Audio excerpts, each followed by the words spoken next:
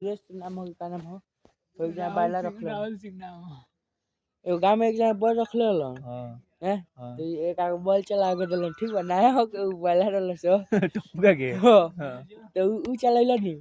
का खाटी मार के ओके चितारा भी देते तो चलल सो एक के देलन चलावे खातिर ठीक बा ई चले रे चिलैलो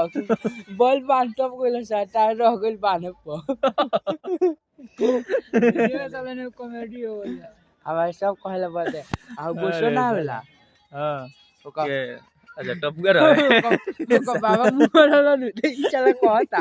माइक में कि भोला बाबा मोर गोलन जब का गोरिया होला तो कहता भोला बाबा जाग गोलन अच्छा प्रिंस का कहता ना रे कहता भोला बाबा जाग गोलन टबू ये लइका रे आहे करा का बजो की बाग होता रे